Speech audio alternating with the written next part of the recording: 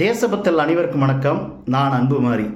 எதுக்காக இந்த பதிவு பண்ணுறேன்னு கேட்டிங்கன்னா, நாம் தமிழர் கட்சியினுடைய ஒருங்கிணைப்பாளர் சீமான் பத்திரிகையாளர் சந்திச்சிருக்கிறாரு. அந்த பத்திரிகையாளர் சந்திப்பில் ஒரு மதத்தை மட்டும் வச்சு அந்த நாட்டு மீது போர் கொடுப்பது தவறு அப்படின்னு சொல்லியிருக்கிறாரு. அதாவது 26 பேர்த்த இந்துக்கள் அப்பாவிகளை சுட்டு கொண்டாங்க. நீ இந்துவான்னு கேட்டுட்டு தான் அந்த பாகிஸ்தான் தீவிரவாதியை நம்மளுடைய காஷ்மீரில் சுட்டு கொன்னது. மற்ற நாடுகள் முழுவதும் நம்மளுடைய நாட்டுக்கு ஆதரவாக சப்போர்ட் பண்ணுறாங்க. ஆனால் உள்நாட்டில் இருந்துட்டு இந்துக்களுக்கு எதிராகவும் இந்த தேசத்துக்கு எதிராகவும் பேசுகின்ற சீமான் போல இருக்கக்கூடிய நபர்கள்லாம் இந்தியா தேசத்தில் வாழ்வதற்கு தகுதி இல்லாத நபர்கள்.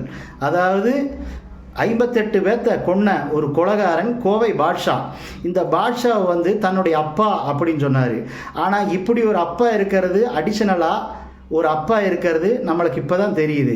அதாவது கொஞ்சம் கூட மனச்சாட்சி இல்லாமல் நீ இந்துவான்னு கேட்டு 26 பேர்த்த சுட்டு கொண்டாங்க.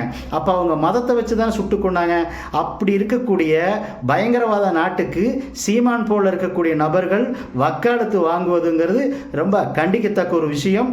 மத்திய தேசிய புலனாய் அமைப்பு இந்த விஷயத்தில் தலையிட்டு சீமான் திருமாவளவன் போல் இருக்கக்கூடிய நபர்களை பாதுகாப்பு வளையத்துக்குள்ளே கொண்டு வரணும். இதே போல தான் திருமாவளவன் பேசிக்கிறார். என்னன்னு பேசிக்கிறாரு? ஹிந்துவான்னு கேட்டு சுட்டதுக்கு ஆதாரம் இல்லை அப்படின்னு. ஆனால் முஸ்லீம் அமைப்புகளுக்கு கூட இந்துவான்னு கேட்டு தான் மதத்தினுடைய பேரை சொல்லி தான் சுட்டாங்கன்னு சொல்லி அவங்க ஆதாரம் கொடுக்குறாங்க. ஆனால் அந்த காணொளி சமூக வலைதளத்தில் அத்தனை இடத்துலையுமே அது பரவலாக பேசப்பட்டது. இவருக்கு ஆதாரம் இருந்தால் மட்டும்தான் இவர் அதை ஒத்துக்குவார். யார் திருமாவளவன் போல இருக்கக்கூடிய நபர்கள்லாம், அதாவது தலித்து மக்களை வச்சுட்டு அரசியல் பிழப்பு நடத்துகின்ற போராளி. இவங்க வியாபாரிய போராளியும் கூட கிடையாது, வியாபாரிய. அதாவது மதத்தின் பேரால் அவங்க சுட்டு கொள்ளலை, அதுக்கு ஆதாரம் இல்லைன்னு சொல்லி அப்பட்டமான பொய்யை கட்டவித்து விட்டுருக்கிறாரு திருமாவளவன்.